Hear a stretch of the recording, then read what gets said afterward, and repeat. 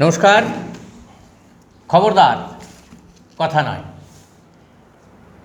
এই মুহূর্তে ভারতবর্ষে নির্বাচনের পরিবেশ, কিন্তু তার মাঝেও এমন কিছু ঘটনাবলী আমরা ভুলে যেতে বসেছি, অথচ এদের এই সময়গুলির কথা এবং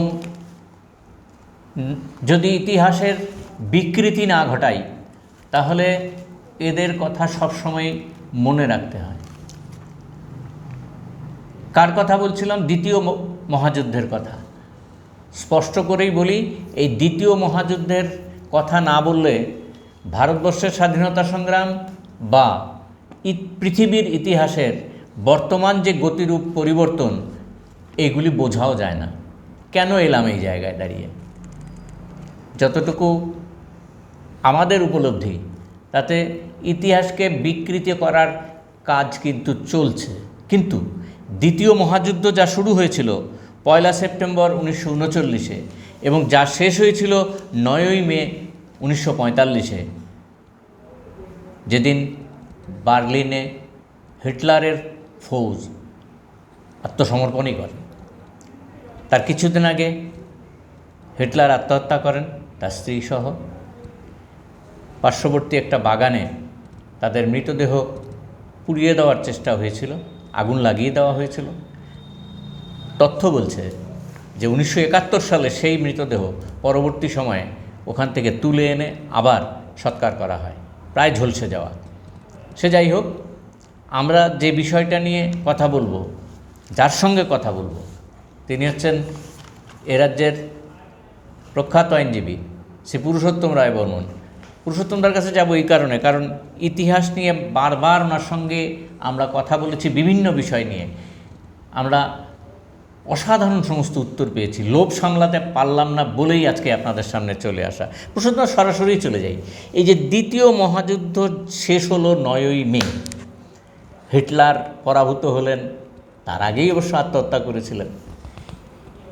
এখনও কি এই 9ই মে প্রাসঙ্গিকতা রয়েছে এখনও আলোচনাক্রমে? অবশ্যই 9ই মের প্রাসঙ্গিকতা রয়েছে। 9ই মে 1945 হিটলারের পতন মানব জাতিকে রক্ষা করেছিল। ফ্যাসিজম, ফ্যাসিবাদ, দ্বিতীয় বিশ্বযুদ্ধ, হিটলার চেয়েছিল সমগ্র পৃথিবীকে তার করতলগত করার জন্য, তার হাতের মুঠোয় সমস্ত পৃথিবী নিয়ে নেবে। আমরা যারা চার্লি চ্যাপলিনের দ্য গ্রেট ডিক্টেটর, সেই বিখ্যাত ঐতিহাসিক চলচ্চিত্র দেখেছি, সেখানে আমরা দেখেছি চলচ্চিত্রে একটি দৃশ্য, হিটলার পৃথিবীকে নিয়ে, গ্লোব নিয়ে পৃথিবীর চেপে বসেছিলেন। আসলে ঘটনা তাই। হিটলার, ফ্যাসিস্টরা দ্বিতীয় বিশ্বযুদ্ধের মধ্য দিয়ে সমগ্র মানবজাতির বিরুদ্ধে যুদ্ধ ঘোষণা করেছিল। যদি দ্বিতীয় বিশ্বযুদ্ধে হিটলারের পরাজয় না ঘটত, তাহলে পৃথিবীর বুকে দীর্ঘদিন ধরে কালো অন্ধকার বিরাজ করত। সেই কারণে দ্বিতীয় বিশ্বযুদ্ধে হিটলারের পরাজয়, ফ্যাসিস্ট জার্মানির পরাজয়, ইতালির পরাজয়, জাপানের পরাজয়, মিত্রশক্তির জয়, সোভিয়েত লাল ফৌজের মহাকাব্যিক ভূমিকা পৃথিবীর ইতিহাসের গতিপথ পাল্টে দিয়েছে, পৃথিবীকে বড় বড় থেকে রক্ষা করেছে। এবং তার জন্যই 9ই মে একটা বিজয় দিবস, পৃথিবীর বিজয় দিবস, সভ্যতার বিজয় দিবস বলে আমরা উদযাপন করি। এবং আমরা যখন দ্বিতীয় বিশ্বযুদ্ধের ঐতিহাসিক বিজয়কে উদযাপন করি, তখন আমরা স্মরণ করি এই দ্বিতীয় বিশ্বযুদ্ধে যে ভয়ঙ্কর ধ্বংস, মৃত্যুর মর্মন্তুদ কাহিনীকে। দ্বিতীয় বিশ্বযুদ্ধে কম পক্ষে 5 কোটি মানুষ নিহত হয়েছিলেন যুদ্ধের বিভীষিকায়, যুদ্ধের আগুনে, বোমাতে, গুলিতে। দ্বিতীয় বিশ্বযুদ্ধের সময় ইউরোপের বিভিন্ন দেশগুলোতে জার্মানদের তৈরি করা কনসেন্ট্রেশন ক্যাম্পে 75 লক্ষ ইহুদিকে গ্যাস চেম্বারে হত্যা করা হয়েছিল। নুরেমবার্গ ট্রায়াল দ্বিতীয় বিশ্বযুদ্ধের পর নুরেমবার্গ শহরে যখন যুদ্ধ অপরাধের জন্য, মানবতার বিরুদ্ধে অপরাধের জন্য হিটলার, ফ্যাসিস্ট জার্মানি, ইতালির বিচার হচ্ছিল, সেই বিচারে অকাট্য হয়ে উঠে এসেছে কীভাবে কনসেন্ট্রেশন ক্যাম্পগুলোতে ৭৫ লক্ষ ইহুদিকে পরিকল্পনাভাবে ইথনিক ক্লিনজিংয়ের নাম করে ইহুদিদের নিশ্চিহ্ন করার জন্য গণহত্যা সংগঠিত করা হয়েছিল। দ্বিতীয় বিশ্বযুদ্ধে সোভিয়েত ইউনিয়নের 2 কোটি মানুষ প্রাণ দিয়েছিল। যুদ্ধের পর সোভিয়েত ইউনিয়নের তৎকালীন সোভিয়েত ইউনিয়ন, এখন সোভিয়েত ইউনিয়ন ভেঙে গেছে 1990-এর দশকে, তৎকালীন সোভিয়েত ইউনিয়নের প্রত্যেকটা বাড়ির প্রত্যেকটা খাওয়ার টেবিলের একটি চেয়ার ফাঁকা থাকতো, কারণ যুদ্ধে নিহত হয়েছে, এবং দ্বিতীয় বিশ্বযুদ্ধে সোভিয়েত লাল ফৌজ, রেড আর্মির অবিস্মরণীয় মহাকাব্যিক বীরত্ব, মহাকাব্যিক আত্মত্যাগ, অতুলনীয় আত্মত্যাগ, এই নজির বিহীন। আমরা দ্বিতীয় বিশ্বযুদ্ধের বিজয় দিবস পালন করার তাৎপর্য আছে, কারণ আমাদের স্মরণে রাখতে হবে পৃথিবীর বুকে যারা ইউরোপ বলা হয় সভ্যতার পীঠস্থান, সেই ইউরোপের মধ্যেই ফ্যাসিস্টরা কীরকম নখদন্ত বিস্তার করেছিল, কীভাবে যুদ্ধের বিভীষিকা পৃথিবীর বুকে চাপিয়ে দিয়েছিল, এবং এই যুদ্ধের মধ্য দিয়ে ফ্যাসিস্টদের পরাজিত করার জন্য সোভিয়েত লাল ফৌজ, রেড আর্মির অবিস্মরণীয় ভূমিকা, সোভিয়েত জনগণের ঐতিহাসিক মহাকাব্যিক ভূমিকা, তারা কী পরিমাণ কষ্ট ত্যাগ স্বীকার করেছেন, এইটা আমাদের পক্ষে কল্পনা করাও কঠিন। এই জায়গাটায় আসবো, আপনার এই লাল ফৌজের বিষয়টা আরেকটু আপনার কাছ থেকে জানতে হবে। তার আগে এই যে দ্বিতীয় মহাযুদ্ধ যে হলো, এটা কি মানে সাম্রাজ্যবাদী অর্থনৈতিক এবং রাজনৈতিক সংঘাত, এটা একটা দিক কি বলা যায়, নাকি এটা পেছনে ওই ভার্সাই চুক্তির একটা ছিল? আমরা যদি খুব সংক্ষেপে আলোচনা করি, প্রথম মহাযুদ্ধ শেষ হয়েছিল 1919 সনে।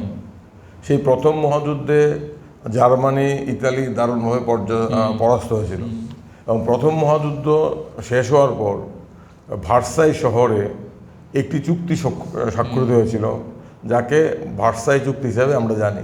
সেই ভার্সাই চুক্তির শর্তগুলো জার্মানির পক্ষে চূড়ান্ত অপমানজনক ছিল বলে জার্মানরা মনে করত।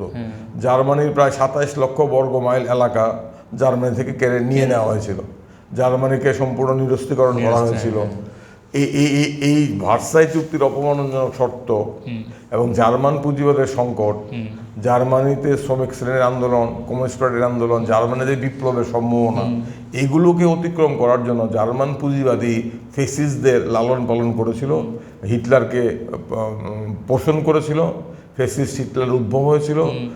এবং এই যে প্রথম বিশ্বযুদ্ধ ছিল পৃথিবীকে ভাগ বাটোয়ারা করার লড়াই সাম্রাজ্যবাদীদের মধ্যে, দ্বিতীয় বিশ্বযুদ্ধ মূলত শুরু হয়েছিল জার্মানির একচিটিয়া পুঁজির আগ্রাসনকে কেন্দ্র করে। জার্মানি তার সাম্রাজ্য বিস্তার করতে চাইছিল, ইউরোপ দখল করতে চাইছিল তার শিল্পের কাঁচামালের জন্য বিভিন্ন কারণে, এবং এই দ্বিতীয় বিশ্বযুদ্ধের মূল লক্ষ্য ছিল জার্মানির যে কোনোভাবে সোভিয়েত ইউনিয়নকে ধ্বংস করা।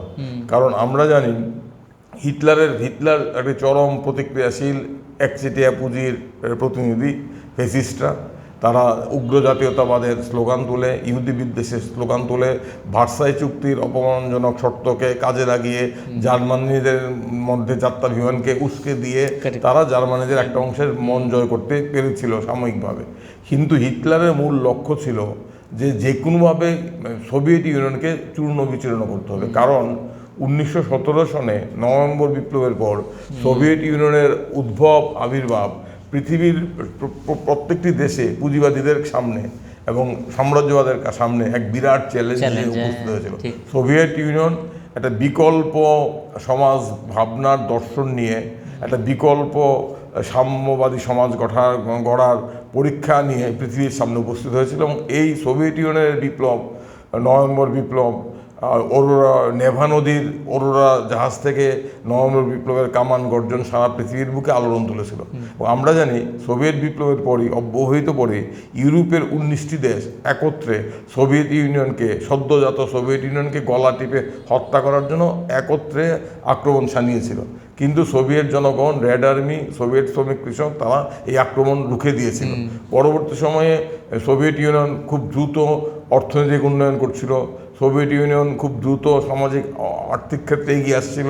1930-এর দশকে যখন সমগ্র পুঁজিবাদী দুনিয়ায় মহামন্দা, গ্রেট ডিপ্রেশন, তখন কিন্তু সোভিয়েত ইউনিয়ন বেকারি নিশ্চিহ্ন করে দিয়েছিল।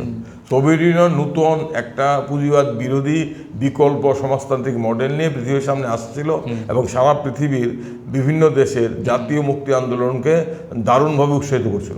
সেই কারণে হিটলার যখন আবির্ভাব হলো, আমরা জানি হিটলারকে তোষণ করা হয়েছে, অ্যাপিজমেন্ট। হিটলার যখন ফ্যাসিস্ট বিপদ হিসেবে উঠে আসছিল, তখন গ্রেট ব্রিটেন, ফ্রান্স, এমনকি মার্কিন যুক্তরাষ্ট্র, বিভিন্ন পুঁজিবাদী দেশগুলো তারা ভাবছিল হিটলার হচ্ছে সোভিয়েত ইউনিয়নকে শিক্ষা দেওয়ার জন্য একটা মোক্ষম অস্ত্র। তাই তারা হিটলারকে বিভিন্ন তোষণ করছিল। এটাকে রাষ্ট্রবিজ্ঞানীরা বলেন এপিজমেন্ট তোষণ করা। এবং তাদের মূল উদ্দেশ্য ছিল হিটলারকে ব্যবহার করে সোভিয়েতকে চূর্ণ বিচূর্ণ করে দেওয়া।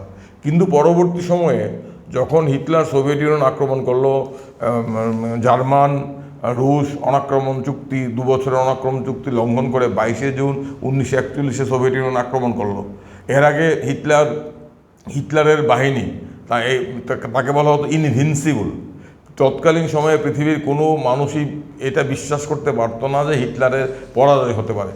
হিটলার একটা অপরাজয় বাহিনী তৈরি করেছিল এবং হিটলারের যে রণনীতি, রণকৌশল, যাকে সমর বিজ্ঞানের ভাষায় বলা হয় ঝটিকা আক্রমণ, ব্লিটজক্রিগ, জলে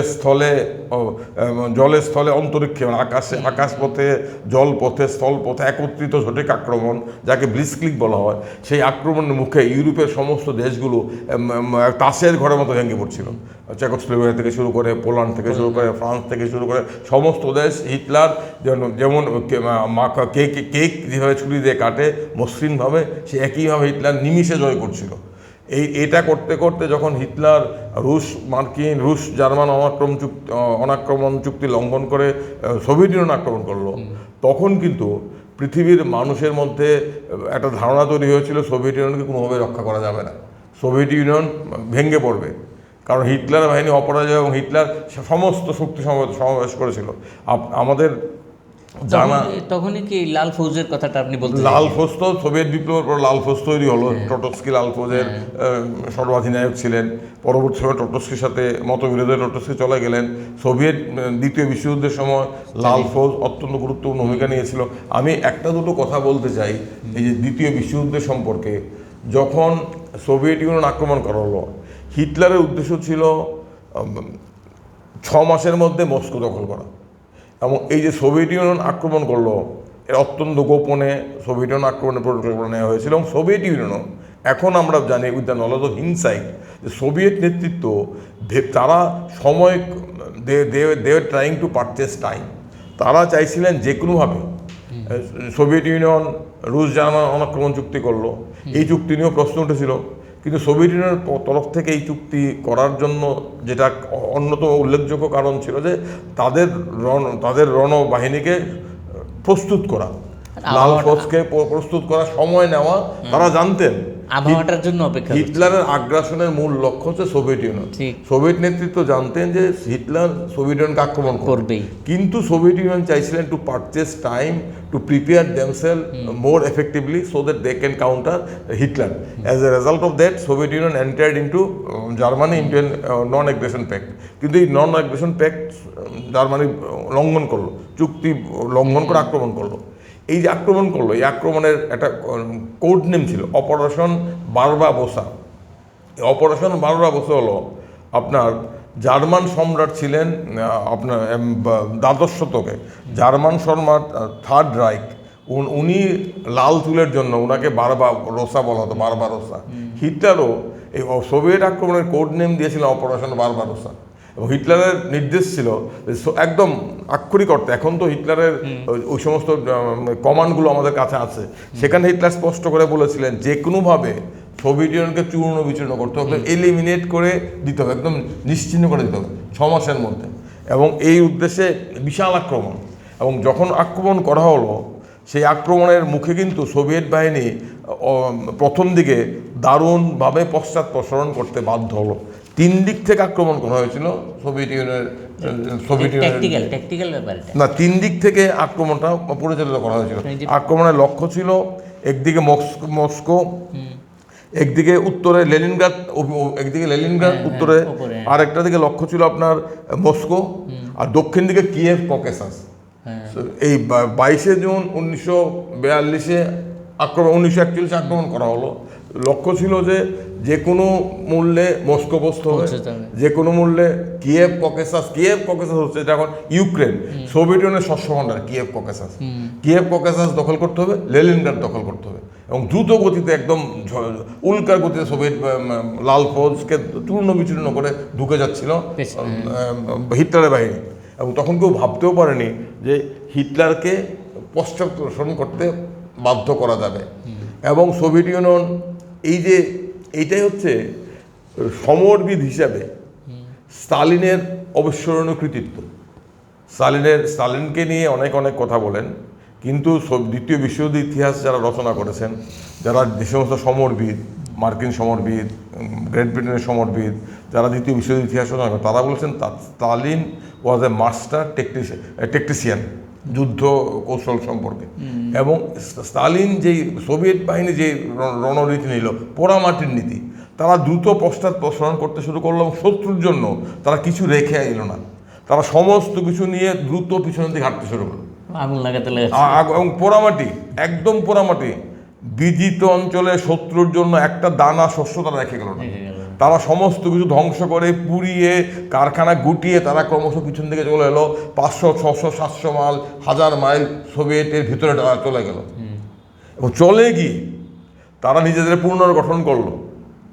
প্রথম দিনেই আক্রমণে সোভিয়েতের সমস্ত বিমান বাহিনীর সমস্ত বিমান ধ্বংস হয়ে গেছিল। সেই সোভিয়েতের বিমান বাহিনী যে আবার ডানা মেলবে কেউ ভাবতে পারেননি।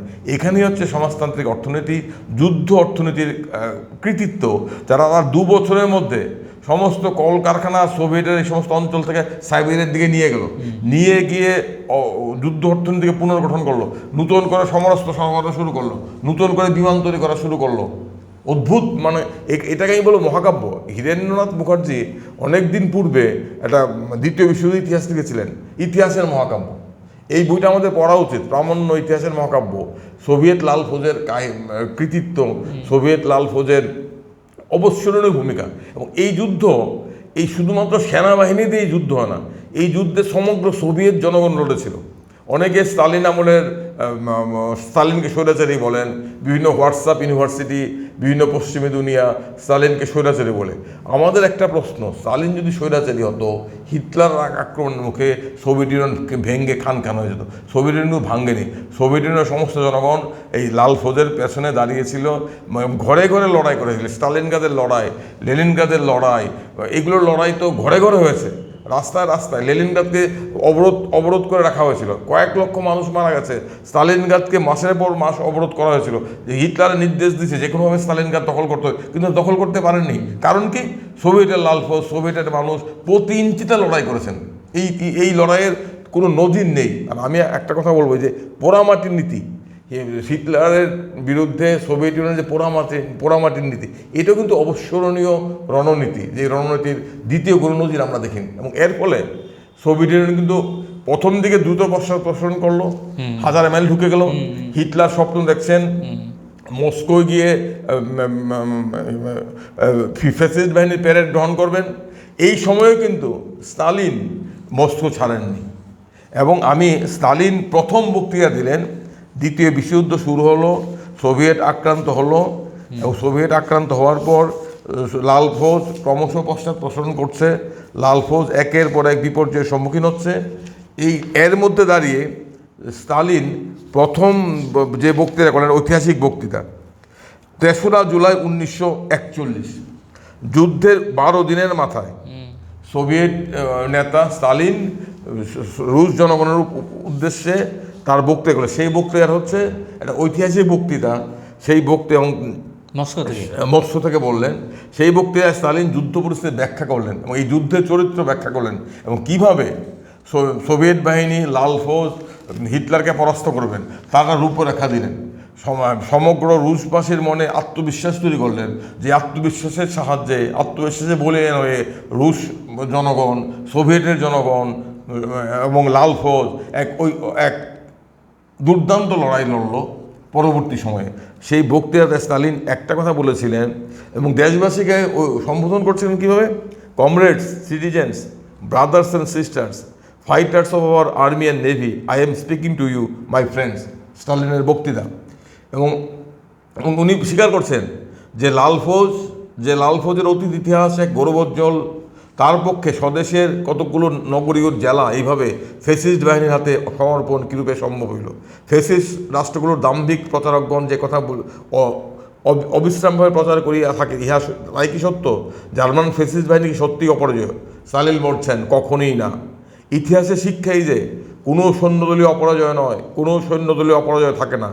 নেপোলিয়নের সেনাবাহিনী এক সময়ে লোকে অপরাজয় বলে এমনই করিত, কিন্তু পরপর রাশিয়া, ইংল্যান্ড ও জার্মানির সৈন্যবাহিনীর হাতে তার পরাজয় বরণ করিল। তো স্টালিন বলছেন যে হিটলার অপরাজয় নয়। স্টালিন আর একটা কথা বলছেন, এখন থেকে আমাদের সমস্ত কার্যকলাপ সমরকালীন প্রয়োজনের ভিত্তিতে নূতনভাবে সংগঠিত করিতে হইবে। রণাঙ্গনের প্রয়োজন এবং শত্রুকে পরাজিত করার জন্য প্রয়োজনীয় সংগঠনই সর্বাধিক গুরুত্ব হইবে। সোভিয়েত ইউনিয়নের জনগণ আজ দেখিতেছে যে জার্মান ফেসিবাদের হিংস্রতা ও সোভিয়েত বিদ্বেষ অনমনীয়। সোভিয়েত জনগণকে আজ স্বীয় পৃথ্বভূমি ও অধিকার রক্ষার জন্য শত্রুর বিরুদ্ধে সংগ্রামে অবতীর্ণ হইবে। স্টালিন বলছেন, ফেসিস্ট বাহিনীর বিরুদ্ধে এই যুদ্ধ কোনো সাধারণ যুদ্ধ নয়। এটা কেবল দুইটি সেনাবাহিনীর মধ্যেও যুদ্ধ নয়, এটা জার্মান ফেসিস্ট বাহিনীর বিরুদ্ধে সমগ্র সোভিয়েত জনগণের মহান যুদ্ধ। জনগণের এবং সদস্যাত্মক যুদ্ধের লক্ষ্য কেবল আমাদের দেশকে বিপদমুক্ত করা নয়, জার্মান ফেসিজমের পরাধীনতা থেকে সমস্ত ইউরোপীয় জনগণকে মুক্ত করাই এই যুদ্ধের লক্ষণ।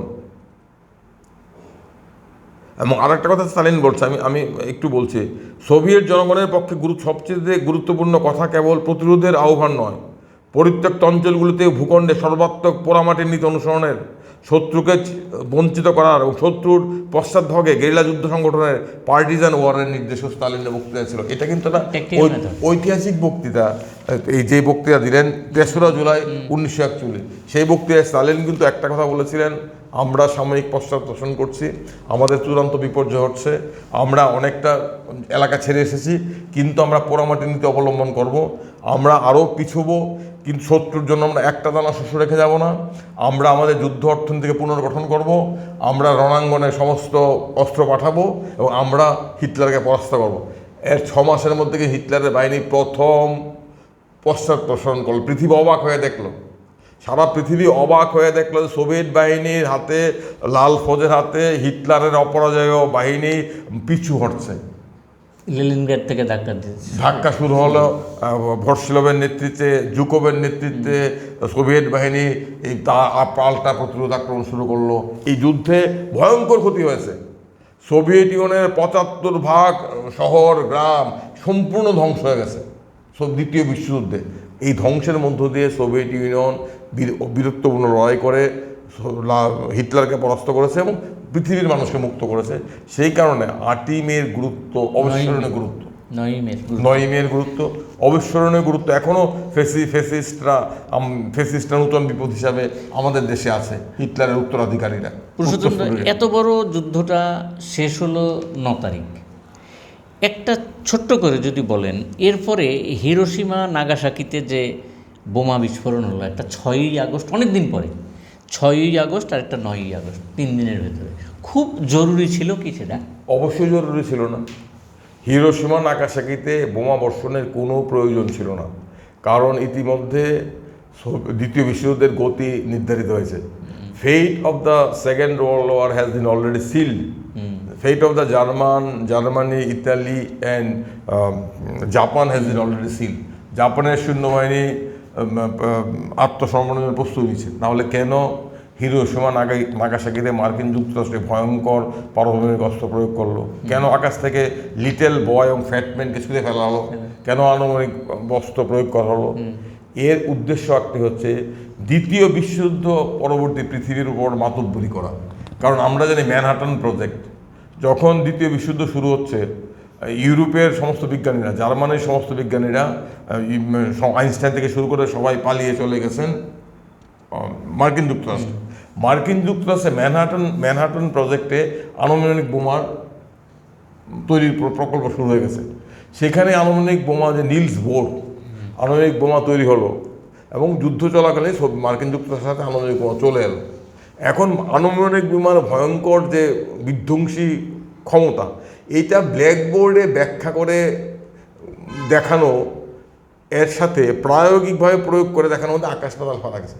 মার্কিন যুক্তরাষ্ট্র বুঝলো যে দ্বিতীয় বিশ্বযুদ্ধে জার্মানির পরাজয়, ইতালির পরাজয়, জাপানের পরাজয়ের পর পৃথিবীর ভূ রাজনৈতিক মানচিত্র পাল্টে যাবে, সাম্রাজ্যবাদের পতন হবে, বিভিন্ন দেশের জাতীয় মুক্তি আন্দোলনের জয় অনিবার্য হবে, এশিয়া, লাতিন আমেরিকা, আফ্রিকার বিভিন্ন প্রধানত জাতিগুলো, ভারতবর্ষ সহ, তারা অচিরেই মুক্তি লাভ করবে, সাম্রাজ্যবাদের শৃঙ্খল ভেঙে যাবে, ব্রিটিশ সাম্রাজ্যের সূর্য চিরতর অস্তমিত হবে, নূতন শক্তি হিসাবে সোভিয়েত ইউনিয়ন উঠে আসছে, অন্যদিকে মার্কিন যুক্তরাষ্ট্র উঠে আসছে। সেই মুহূর্তে মার্কিন যুক্তরাষ্ট্রের হাতে পারমাণবিক অস্ত্র এসেছে। এখন যুদ্ধ পরবর্তী পৃথিবীকে যদি তাদের কবলে রাখতে হয়, পৃথিবী যদি শাসন করতে হয়, তাহলে তাদেরকে দেখাতে হবে পৃথিবীর সামনে যে আমাদের হাতে পারমাণবিক অস্ত্র আছে। এখন যদি তোমরা আমাদের মাতব্বরি না মানো, তাহলে কিন্তু আমরা পারমাণবিক অস্ত্র প্রয়োগ করবো। সোভিয়েত ইউনিয়নে পারমাণবিক অস্ত্র তখনও ছিল না। সেই কারণে একটা কাজ করছিল, সেই কারণেই, কারণ কি, দ্বিতীয় বিশ্বযুদ্ধের পর পৃথিবীর ইউরোপ কার দখলে যাবে? কারণ সোভিয়েত ইউনিয়ন অপরাজয় শক্তি, অদ্বিতীয় শক্তি হিসেবে উঠেছে। সোভিয়েত ইউনিয়ন যুদ্ধে প্রচণ্ড ক্ষতিগ্রস্ত হয়েছে, মার্কিন যুক্তরাষ্ট্রের যুদ্ধে ক্ষতি হয়নি। এক পর্যন্ত পার্ল হারবারে কিছুটা আক্রমণ ছাড়া মার্কিন যুক্তরাষ্ট্রের গায়ে যুদ্ধের কোনো আঁচড় পড়েনি। এবং মার্কিন যুক্তরাষ্ট্র, গ্রেট ব্রিটেন এবং ফ্রান্স, তারা কিন্তু যদি দ্বিতীয় ফ্রন্ট আরো আগে খুলতো, তাহলে কিন্তু দ্বিতীয় বিশ্বযুদ্ধে এতটা ক্ষয়ক্ষতি এড়ানো যেত, হিটলারের পতন আরো আগে হতো। 1944 যেটা করার কথা ছিল, এর আগে যখন সোভিয়েত আক্রান্ত, যখন পূর্বাঙ্গনে, পূর্ব দিকে, জার্মানি যখন পূর্ব দিকে সোভিয়েতের উপর তার সমস্ত শক্তি কেন্দ্রীভূত করছে, তখন সারা পৃথিবীর মানুষ বলছে সোভিয়েতের উপর চাপটা অসহনীয় চাপ। এই চাপটাকে কিছুটা হালকা করার জন্য জার্মানির বিরুদ্ধে যুদ্ধের দ্বিতীয় ফ্রন্ট খুলতে হবে। দ্বিতীয় ফ্রন্ট কারা খুলবে? দ্বিতীয় ফ্রন্ট খুলবে মার্কিন যুক্তরাষ্ট্র, গ্রেট ব্রিটেন, ফ্রান্স। তাদের কাছে সারা পৃথিবীর মানুষ, সোভিয়েত ইউনিয়ন, সারা পৃথিবীর মানুষ বলছিল যে দ্বিতীয় বিশ্বযুদ্ধের যদি দ্বিতীয় বিশ্বযুদ্ধ যদি অচিরে শেষ করতে হয়, পৃথিবীকে যদি যুদ্ধ থেকে মুক্তি দিতে হয়, তাহলে দ্বিতীয় ফ্রন্ট খোলো, সেকেন্ড ফ্রন্ট খোলো। এবং সেকেন্ড ফ্রন্ট খোলার জন্য আমাদের দেশে রবীন্দ্রনাথ বারবার আবেদন করছেন, বিভিন্ন শিল্পী সাহিত্যিক, রোমারোলা, আইনস্টাইন থেকে শুরু করে পৃথিবীর সমস্ত শিল্পী সাহিত্যিকরা, মনীষীরা, তারা বারবার আবেদন করছেন যে সেকেন্ড ফ্রন্ট খোলো। সেকেন্ড ফ্রন্ট খুললে কী হবে? হিটলার তার চাপ সোভিয়েত থেকে কিছুটা সরিয়ে সেকেন্ড ফ্রন্ট নিতে বাধ্য হয়। কিন্তু তারা সেকেন্ড ফ্রন্ট খুলেনি। সেকেন্ড ফ্রন্ট কখন খুলেছে? যখন অলরেডি সোভিয়েত বাহিনী প্রায় বার্লিনে চলে যাচ্ছেন, তখন তারা নরমান্ডি অভিযান করেছে। এবং মার্কিন যুক্তরাষ্ট্র দ্বিতীয় বিশ্বযুদ্ধে তাদের গায়ে খুব একটা আঁচ পড়েনি। এবং এই যে হিরোশিমা নাগাসাকিতে যুদ্ধের প্রয়োজনে পারমাণবিক অস্ত্র প্রয়োগ করার কোনো প্রয়োগ ছিল না, কোনো প্রশ্ন ছিল না, এতগুলো মানুষকে নৃশংস হত্যা করানোর প্রশ্ন ছিল না। এটা শুধুমাত্র করা হচ্ছে পৃথিবীকে দেখানো যে আমি মার্কিন যুক্তরাষ্ট্র, আমার হাতে এত বড় বিধ্বংসী পারমাণবিক অস্ত্র আছে, দেখো এই অস্ত্রের ভয়ঙ্কর ক্ষমতা কি। তার জন্য হিরোশিমা নাগাসাকিকে পরীক্ষাগার হিসেবে বেছে নেওয়া হয়েছে। সর্বশেষ প্রশ্ন, আপনি একটু উল্লেখও করলেন যে এশিয়া সহ বিভিন্ন জায়গায় স্বাধীনতা যুদ্ধে একটা গুরুত্বপূর্ণ ভূমিকা নিয়েছিল ওই সোভিয়েত ইউনিয়নের, মানে রেড ফৌজের সেই বার্লিন দখল। ভারতীয় স্বাধীনতা সংগ্রামে এই দ্বিতীয় মহাযুদ্ধে কি কোনো প্রভাব পড়েছিল? অবশ্যই। এটা তো পৃথিবীর ইতিহাস কিংবা রাজনীতি যারা চর্চা করেন, বিশ্লেষণ করেন, তাদের মধ্যে এই নিয়ে কোনো বিতর্ক নেই যে দ্বিতীয় বিশ্বযুদ্ধে ফ্যাসিজমের পরাজয়, জার্মানির বিরুদ্ধে লাল ফৌজের অবিস্মরণীয় ঐতিহাসিক বীরত্বের এই যে পরাকাষ্ঠা, এইটা পৃথিবীর রাজনৈতিক মানচিত্রের যুগ পরিবর্তন ছিল। এটা কি? সাম্রাজ্যবাদের অবসান, জাতীয় মুক্তি আন্দোলনের জয়। আপনারা দেখুন, দ্বিতীয় বিশ্বযুদ্ধের পরে তো পৃথিবীর সমস্ত দেশগুলোর মুক্তি ত্বরান্বিত হলো। ভারতবর্ষের মুক্তি, যুদ্ধ 45, আমরা স্বাধীনতা 47, সমস্ত। কারণ এর আগে কী ছিল? এশিয়া, আফ্রিকা, ল্যাটিন আমেরিকার সমস্ত দেশগুলো ইউরোপের প্রধানত ছিল, ইউরোপের সাম্রাজ্যবাদী শাসনে প্রধানত ছিল। জাতীয় আমরা পরাধীন ছিলাম। সমস্ত ইন্দোচীন থেকে শুরু করে ইন্দোনেশিয়া থেকে শুরু করে সারা পৃথিবীর সমস্ত দেশকে তারা ভাগ করে নিয়েছিল সাম্রাজ্যবাদ, ইউরোপীয় সাম্রাজ্যবাদ। তারা পৃথিবীর সমস্ত দেশগুলোকে নিজেদের মধ্যে ভাগ বন্টন করে তাদের কলোনি স্থাপন করেছিল। সেই কলোনিগুলোর মধ্যে জাতীয় মুক্তি আন্দোলন চলছিল। সেই জাতীয় মুক্তি আন্দোলনের গতিবেগ ত্বরান্বিত হলো, নূতন শক্তি উৎসব হলো। প্রথম সোভিয়েত ইউনিয়নের উপস্থিতি, দ্বিতীয়ত দ্বিতীয় বিশ্বযুদ্ধে গ্রেট ব্রিটেনের পর্যস্ত হওয়া, সোভিয়েত ইউনিয়নের জয়, ফ্যাসিস্টদের পরাজয়। এটা ভারতবর্ষের জাতীয় মুক্তি আন্দোলনকে ত্বরান্বিত করেছে। আর একটা কথা আমি বলবো, যদি দ্বিতীয় বিশ্বযুদ্ধে জাপান কিংবা জার্মানি কিংবা ইতালির জয় হতো, তো ভারতবর্ষ কোনোদিন স্বাধীন হতো না। দ্বিতীয় বিশ্বযুদ্ধে লাল ফৌজের হাতে ফ্যাসিস্টরা পরাজিত না হতো, ফ্যাসিস্ট বাহিনী যদি পরাজিত না হতো, তাহলে ভারতবর্ষ কিন্তু স্বাধীনতা আরও 100 বছর পিছিয়ে যেত। এটা আমাদের খেয়াল রাখতে হবে। আর একটা বিষয় আমাদের মনে রাখতে হবে, দ্বিতীয় বিশ্বযুদ্ধের ফলে আমাদের দেশে 40-এর মন্বন্তর, লক্ষ লক্ষ মানুষ এই অভিভুক্ত বাংলায় দুর্ভিক্ষে মন্বন্তরে মারা গিয়েছিল দ্বিতীয় বিশ্বযুদ্ধের পরোক্ষ প্রত্যক্ষ কারণে এবং সাম্রাজ্যবাদী ব্রিটিশদের ভুলের জন্য। এটা আমাদের মনে রাখতে হবে। সেই কারণেই দ্বিতীয় বিশ্বযুদ্ধ থেকে আমাদের শিক্ষা গ্রহণ করতে হবে এবং দ্বিতীয় বিশ্বযুদ্ধের থেকে যারা শহীদ হয়েছেন, যারা প্রাণ দিয়েছেন, সোভিয়েটের মানুষ, ইউরোপের মানুষ, কনসেন্ট্রেশন ক্যাম্পে যারা প্রাণ দিয়েছেন, তাদেরকে আমাদের স্মরণ করতে হবে, তাদের প্রতি স্মৃতির প্রতি আমাদের শ্রদ্ধা জানাতে হবে এবং ফ্যাসিস্টদের বিরুদ্ধে, এই উগ্র জাতীয়তার ফ্যাসিস্টদের বিরুদ্ধে যারা যুদ্ধ বাধায়, যারা সাম্রাজ্যের জন্য যুদ্ধ বাধায়, যুদ্ধের খোরাক, কামানের খোরাক সাধারণ মানুষকে করে, তাদের বিরুদ্ধে আমাদের ঘৃণাকে সংহত করতে হবে, যাতে নূতন করে যুদ্ধ না হয়। আমরা আজকে এখানে 9ই মের স্মরণ করছি দ্বিতীয় বিশ্বযুদ্ধে সোভিয়েত লাল ফৌজের ঐতিহাসিক বিজয়, আমাদের সবার বিজয়। এটা যখন স্মরণ করছে, আমরা দেখি পৃথিবীর বিভিন্ন প্রান্তে যুদ্ধ চলছে। আমরা দেখতে গাজা ভূখণ্ডে কি ভয়ঙ্কর যুদ্ধ চলছে, কি ভয়ঙ্কর হত্যাকাণ্ড ইসরায়েল মার্কিন যুক্তরাষ্ট্র সংঘটিত করছে গত 2 মাস 3 মাস ধরে। একসঙ্গে ইউক্রেনের ক্ষেত্রে ইউক্রেনের যুদ্ধ কি চলছে, সোভিয়েত রাশিয়ার সাথে ইউক্রেনের যুদ্ধ। আজকের দিনেও স্পষ্ট করেই বোঝা যায় যে এই 9ই মে 1945-এর এই দিনটি আজও আমাদের কাছে অত্যন্ত গুরুত্বপূর্ণ। সেই প্রসঙ্গক্রমে বলি, সেই যুদ্ধে দ্বিতীয় বিশ্বযুদ্ধেও কিন্তু ভারতের প্রায় 25 লক্ষ ভারতীয় কিন্তু শহীদ হয়েছিলেন ব্রিটিশদের হয়ে লড়াই করতে গিয়ে, এবং চীনের প্রায় 2 কোটি মানুষ শহীদ হয়েছিলেন। ফিলিপিন্সেরও আছে 10 লক্ষ, গ্রিসের 8 লক্ষ, ফ্রান্সের 5,27,000, এবং সোভিয়েত ইউনিয়নের কথা তো বললেনই, প্রায় 2,22 লক্ষ মানুষ সোভিয়েত ইউনিয়ন হতাহত হয়েছিল। তাদের প্রত্যেকের স্মৃতির প্রতি শ্রদ্ধা জানিয়ে আজকের এই অনুষ্ঠান শেষ করছি। সবাই ভালো থাকবেন, সুস্থ থাকবেন, সকলকে নমস্কার।